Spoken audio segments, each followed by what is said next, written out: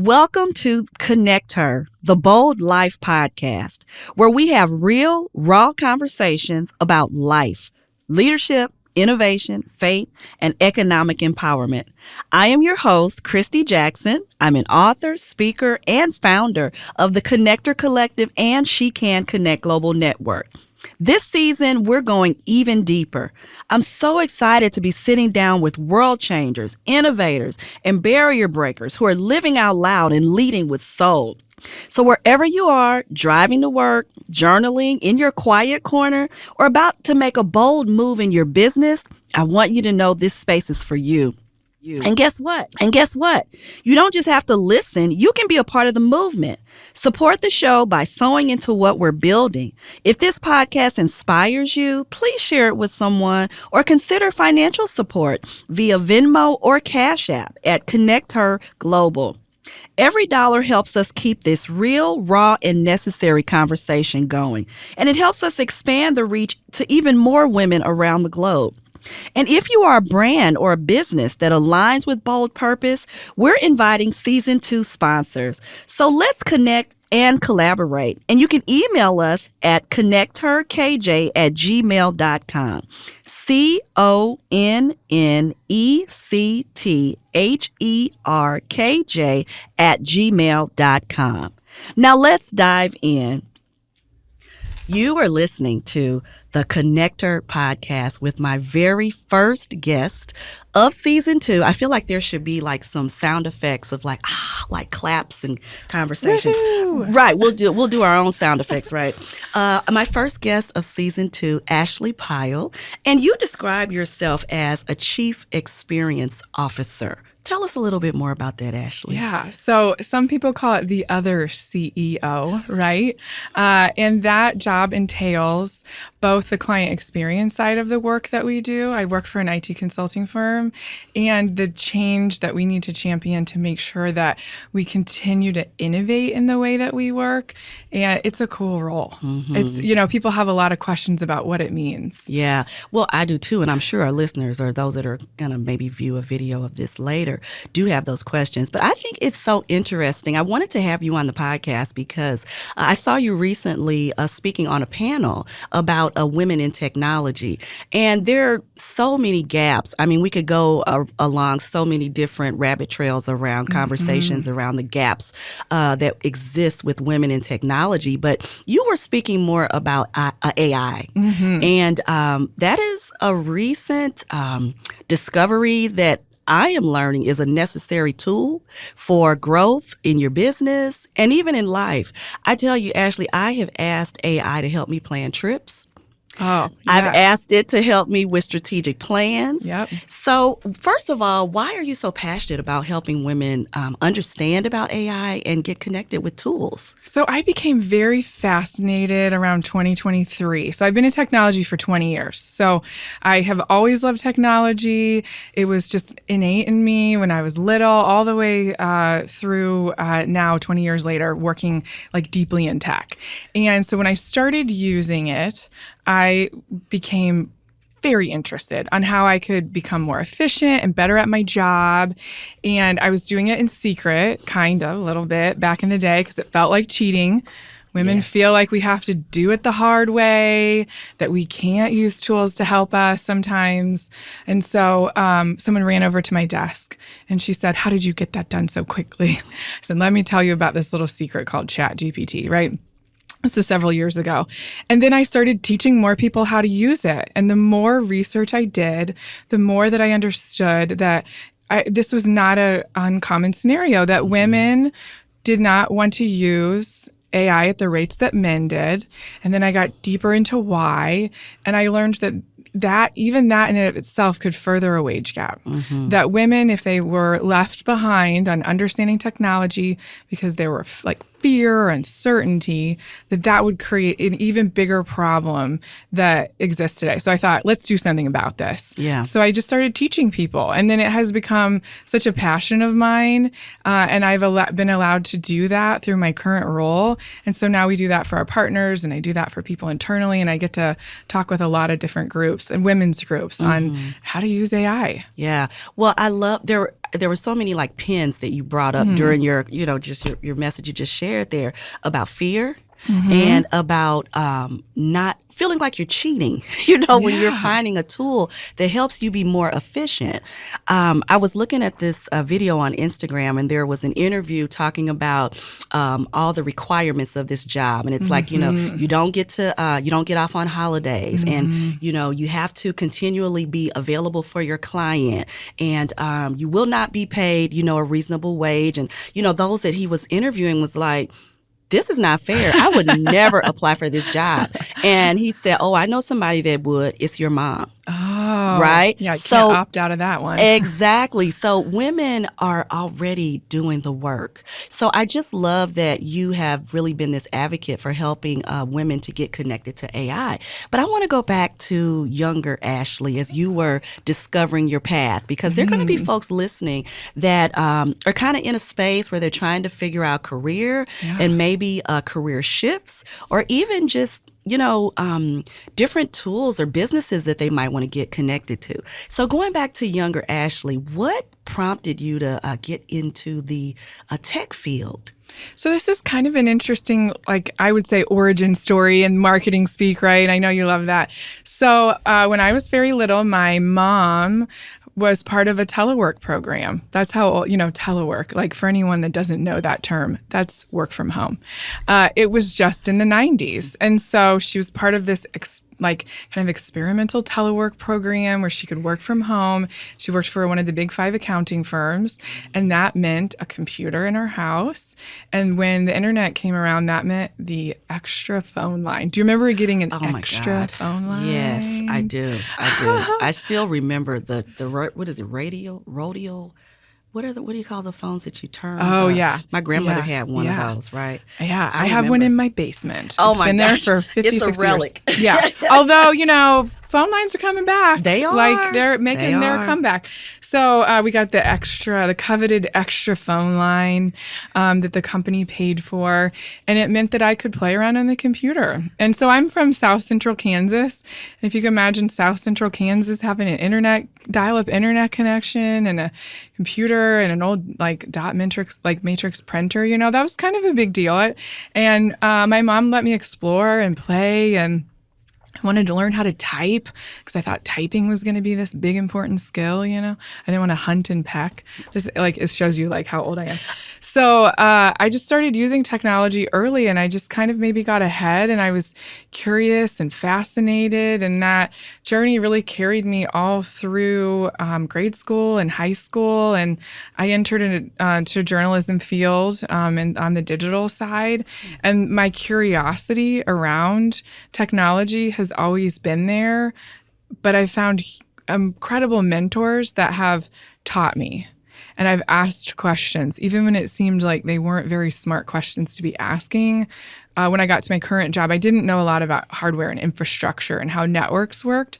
And our CTO at Now, he's a founder, Joe Goodell, would just sit me down and tell me everything he knew. And I would take real good notes. I mean, that is a lightning strike for you. When you say what is the trajectory shift in your life? I mean, mentorship, and that to me sounds like sponsorship, right? Because we talk about mentorship is making the introduction or the connection, but that sponsorship is really taking the time to sit with you, to share those nuggets, to make sure that you're clear and you're understanding, what information you're being, told. So that is huge that you had that opportunity. And I see you paying it forward. Yeah, I hope to. Even the event that we went to through Tech STL was so great. I got to meet so many brilliant young women and even grabbed a resume and made a connection. We didn't have a job open for her, but I knew someone that she might want to connect with. So I'm always looking to make those connections because people did that for me. So I was at the Influential Women's event yesterday. Did you get to go to that? I didn't. Oh, it was so good. It was the top 25 influential women, and they got to share some of their stories. Nice. And most of them talked about looking behind and bringing people up. And people say that, but you have to do it. That's right. This episode is really about leading with intention Mm-hmm. and just kind of, utilizing tech and AI as a tool. But we need to really see that in the tech and AI spaces because women are so underrepresented. Even it blows my mind in 2025. I was in LA a few weeks ago and I was walking down the block and this robot came gliding down the sidewalk and I'm like, wait, where are we? So if in 2025 we have cars that have no drivers, we have robots that are delivering food, Mm-hmm. but we still have gaps in connecting women, each other, right? Sharing our knowledge to help lift one another up. So how do you lead with intention in making sure that you are lifting up another woman?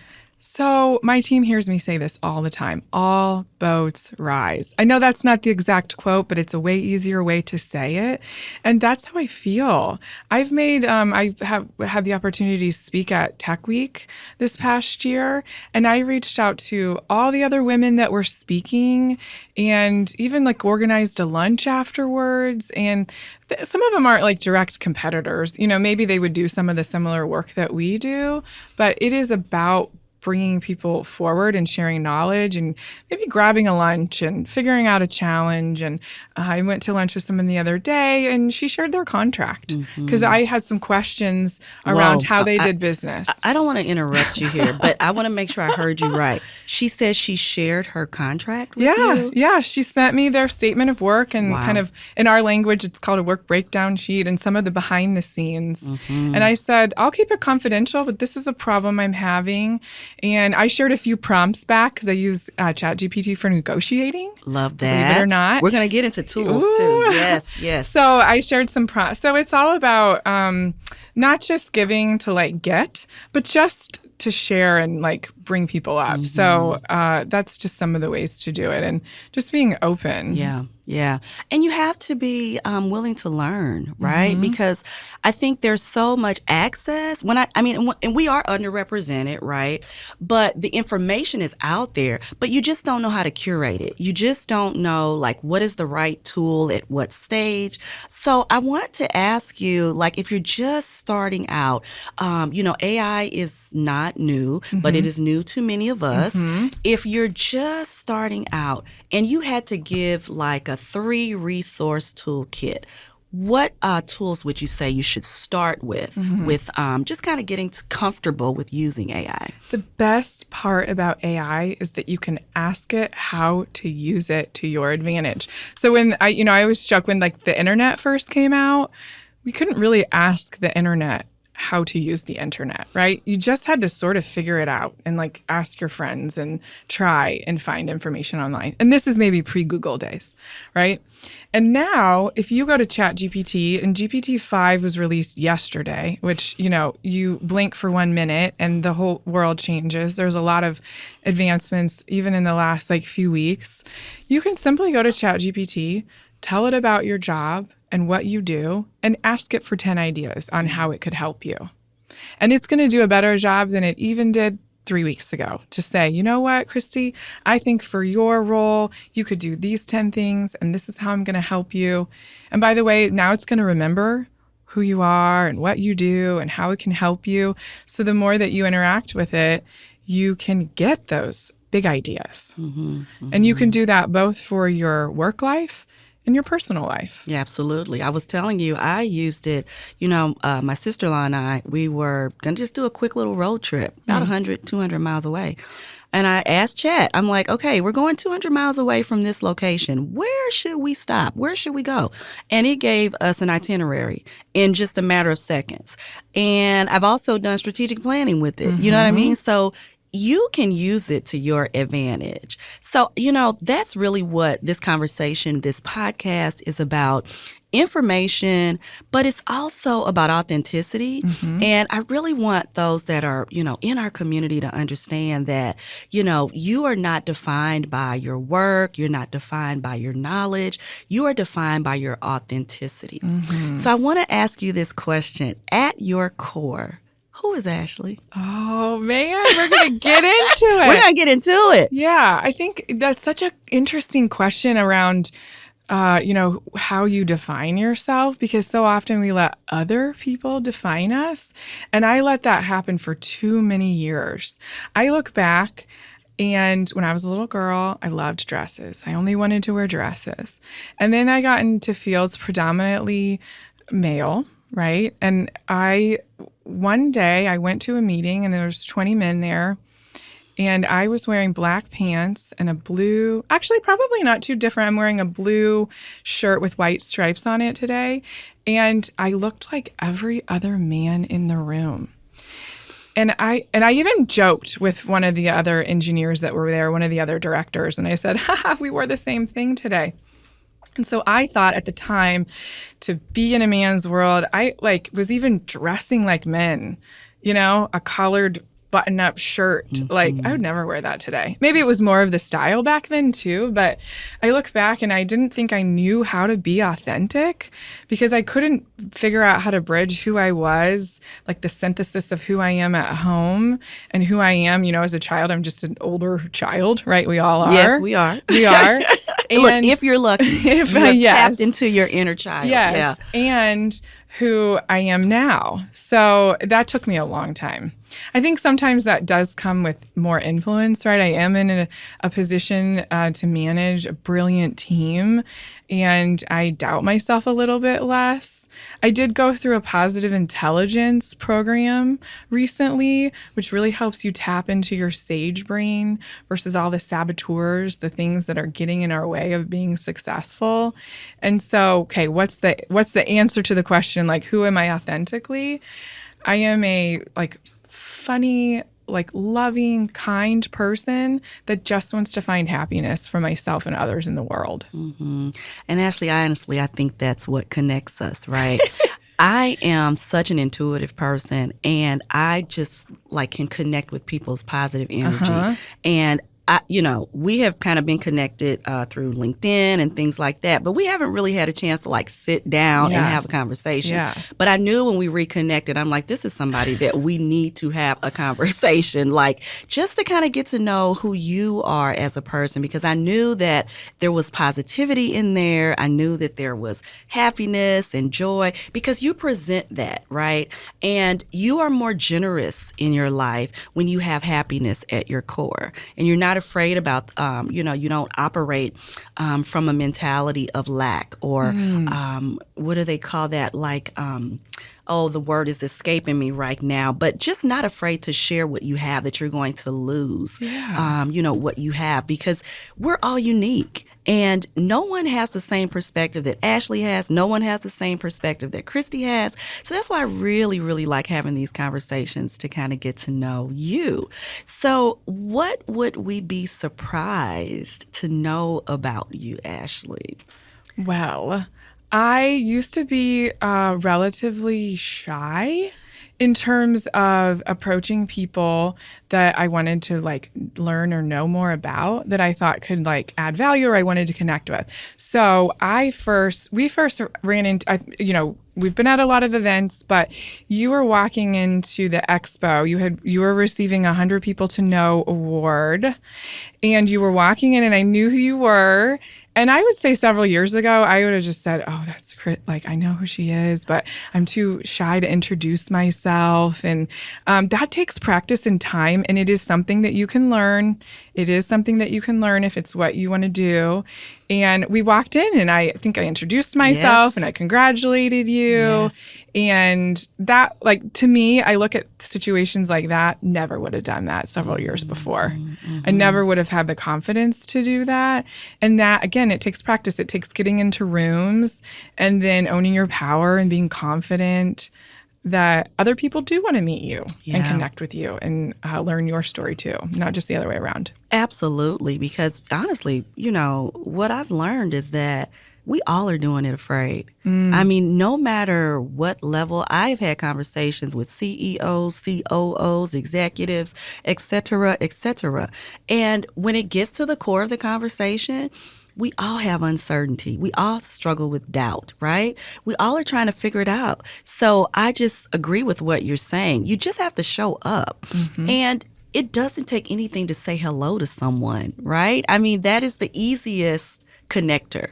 But I think your intentions have to be right. Yes. You know what I'm saying? Like, if you came in with the attitude that, oh, I followed this person, or, I just want to see how I can connect with her, to see how I can become a guest on her podcast. And girl, I'm just like, listen, I'm trying to find guests because let me tell you something. Now, finding guests is an easy thing to do. Yeah. But finding people that you can authentically connect with, that's the challenge. So I just am so fortunate when, God allows my path to cross people like you that, I really feel a connection with, and we share a passion about empowering women, Yes. And really, I'm learning we all need empowerment. Our sweet spot is empowering women, but men need empowerment too. I'm so excited. We're having our first male guest this Good. season too. So we'll get to hear the male perspective on some things. But, I just want to know too, is there anything else that you're learning right now? Because leaders are learners, right? So is there anything that you're learning? I think that what I'm learning the most right now is digital transformation is hard. So like in the work environment, I spend most of my time on AI, right? And I get to sit down with everyone from executives to interns, like truly. I was at a seminar the other day and it was like several executives and they brought 2 of their interns. And I thought, what a great investment that you are paying for them to be here and you want to hear their input. And by the end of it, one of the executives was like, okay, everybody gets paid licensing for AI. And it was just like this cool, like kind of like, I don't know, a cool meeting at the end of this group. So everybody involved in all of this and the digital transformation that's going to happen between now and 2030 is going to be unbelievable. And I feel like personally, I need to prepare my teams for that, whether they work for GoodellNet or not, that they have to have those skills. And then if I can't prepare them, they will be out of a job. And I hate to say it because, people say, oh, AI is coming for jobs.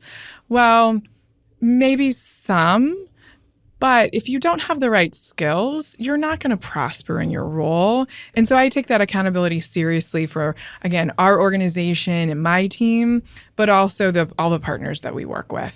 We have to be prepared in positive and productive ways. Yeah. And that preparation comes with, failures, with misunderstandings. I'm just thinking about in your seat of leadership, right? Like you observed this opportunity where, these interns were brought and you're like, oh, that's something that, I could do.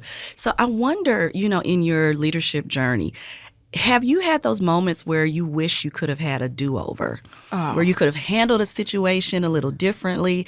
One of the do-overs that I wish that I could have had is, just asking instead of assuming things. When you're leading teams and, your team is not performing in a way that you would like to see them perform, or, things happen and you just assume maybe it's personal or maybe it's because ask instead of assuming that you know why. So I've had situations where I wish I would have done that instead of, assuming.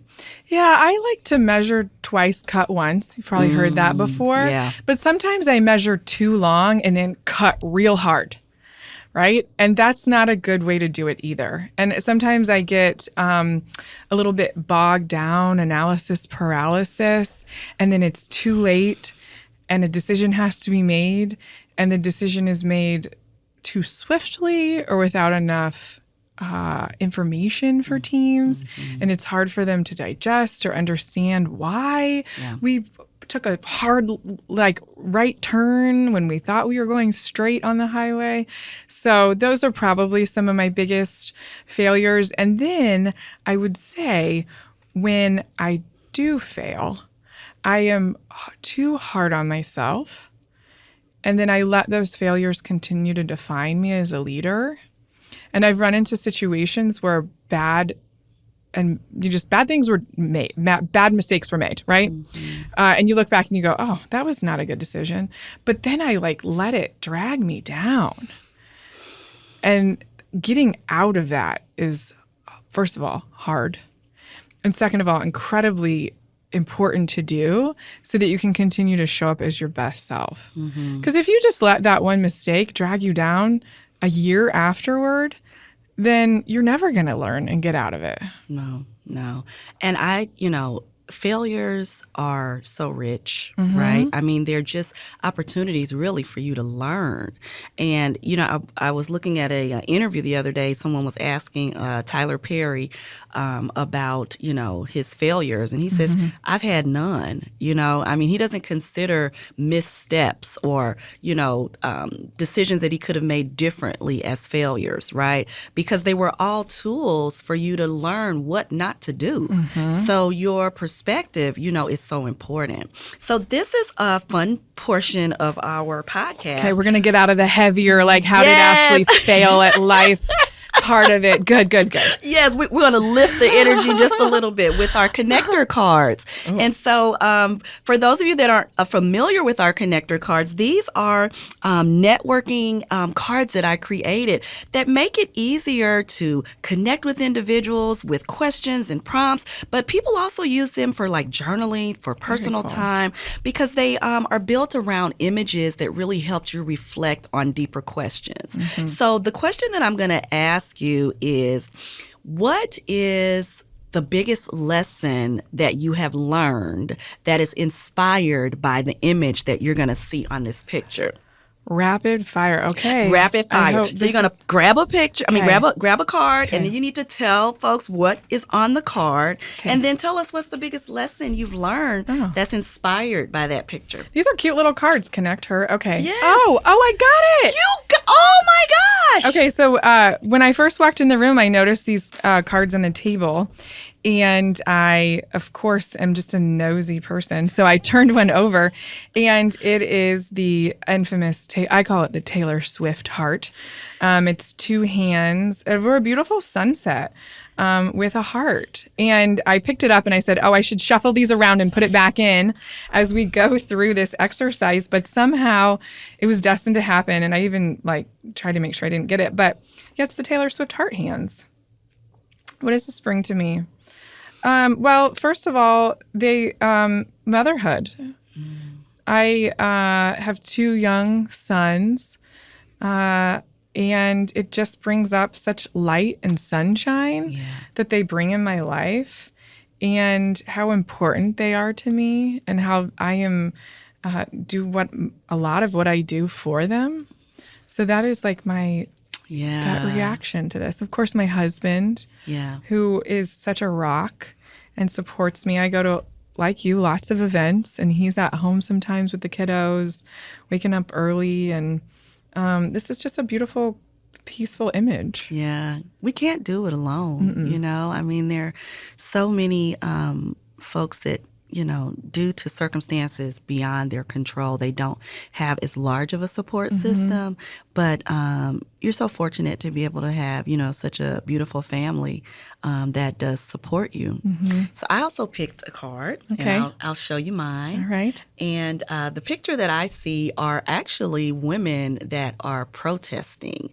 And they have these cards, these posters rather, that, are saying things like, I'm not mad, I'm not disappointed, but I'm here to stay. And I think, therefore I am. So what I see with these women protesting, and there's a woman with this megaphone in her hand, and it just reminds me how important it is for us to use our voice. Yes. And no matter what it is you're standing up for, some of us have voices that we aren't comfortable, standing on in a protest with a sign in the streets, but you can use your voice in your community. Yes. You can use your voice in your friend group. I mean, you can use your voice in your workplace. So wherever you have influence, you have a responsibility to use your voice. So I just feel like this is a nod to the purpose behind this podcast, and why it's important for us to create space for us to share our stories. So I'm curious, what is next for you, Ashley? Is there anything that's next? Is there anything that's new for you? Well, it's been a busy summer, right? So I've had the opportunity to, again, talk with a lot of groups, share knowledge about where AI is headed and what's next. But with all of the recent announcements about new models coming out and new technology, it's hard to say what's next 5 minutes from now. It's hard to say what's next in 10 minutes from now sometimes. So continuing to do the work, continuing to learn as much as I can and share those learnings with people, and read. I love reading. What are you reading, Ashley? What? And let me ask you this question. Do you prefer audiobooks or do you prefer to hold the book in your hand? You know what? I think preference, I would prefer to hold a book in my hand, but I'm always on the go. Right? So I do listen to a lot of audiobooks. I have a wonderful book club. We're reading Spectacular Things right now. We're listening to it. So that is currently on rotation. But I listen to a lot of business and self-help books. So when everyone was super into Let Them, loved it, right? That came at a really good time in my life last year. Mm-hmm. So I just have so many book recommendations. Yeah. Okay. Overall. Maybe we can share some of those in our notes. I would love to. Yeah. So some of them are a little older. We talked about Giving. Give and Take is a great book by Adam Grant. It's several years old, but I think women particularly that give a lot early in their careers. Mm-hmm. It shows that they can actually get ahead. It just takes a little bit longer on how they're kind of connecting. So I always recommend that one, especially if people in younger career, younger in their career. Yeah, yeah. So when you think about, just the work, the impact that you've been able to make, which we're just so excited that you've had a chance to talk with us and kind of share a little bit of your journey. Who would be the most proud of you? Oh, well, I hope my parents, right? I love them so much, and they have been such great mentors and advisors in my life in so many ways. Certainly my husband and my boys, right? Mm-hmm. And then my team. So I spend a significant amount of time with my team at Cadelnet, and so I hope that they're proud. They get to work in the business, and I get to work on the business. And until that they were all fully in place, firing on all cylinders, I didn't get to do as much of on the business, right? Mm-hmm. I'm here with you today. Yes. Yes. If I was putting out a bunch of IT fires, this would have been impossible to do. Mm-hmm. So I'm really grateful for the work that goes on so that we can continue our, I'll call it advocacy, but really the work that we're doing in the communities that we serve. Mm-hmm. So, we're proud of you as well, and we truly appreciate how generous you are with your knowledge and doing the work that it takes to welcome women that want to learn more about working in tech fields and things of that nature. So, if we have someone listening that, says, hey, I may want to enter this field, or, how should they be preparing? Or, how can they get connected to spaces that are going to expose them to various careers that are available and opportunities around AI? Yeah. So in St. Louis, we have Tech STL, and a good friend of mine, Emily Hemingway. And one of the questions that she was asked regularly was, how do we set up mentors and mentee? I don't love the word mentee. There needs to be a better word for that. But you know what I mean? Because I still feel like I'm a mentee in most aspects. We're always learning, right? Yes. Yeah. Yeah. But she set up a mentorship program, so I'm going to be joining that. I'm excited to get paired with a mentee, for lack of a better word. We'll come up with one. We'll ask ChatGPT to give us a better term. Right. And so I'm excited to be doing that. Perscalis is creating an advisory board for their curriculum. This is a tech reskilling or skilling program where you can get tech certifications. So I'm excited to join that in the fall. It's going to be a really cool program to be involved in. And then I am on the board of the Girl Scouts of Eastern Missouri. And this is an organization that is so incredibly important to women, young women and girls in our region. And so my work and advocacy with them, obviously I got to throw a plug. Dr. Natisha Small just won a big award yesterday I saw at that that. event. Yes. And so her, one of the programs that she established was called ConnectHer. Great name. Love it. And that provides young women with opportunities to go through mentoring and even scholarships. There's 6 or maybe 7 organizations, like higher education, that there are scholarships anywhere between a couple hundred up to like $50,000, I think. Wow. Scholarships. So that's going to be huge, and continue the Girl Scouts of Eastern Missouri will continue to grow that program. And so I hope to bring awareness and fundraising to it where I can. It's going to be programs like that are important. Yeah. And even those that are listening nationally, there are those entities and organizations wherever you are, Sure, right? Because we know the Girl sure. Scouts is a national organization. There's probably a tech, your city, some Yes. sort of tech initiative that provides that support. Well, Ashley, we just really appreciate you having this conversation with us today. And just congratulations on your journey. I know that it's still being revealed. It's probably changing just as much as technology is changing. As leaders, if we're still living, we want to be growing, Yes, right? yes. So appreciate you being here and talking with us today on the ConnectHer podcast. So if today's conversation hit home with you, tag us, share it, and please leave a review. And we want you to know that we want you to be bold in your life. Until next time, stay bold, stay grounded, and be a connector.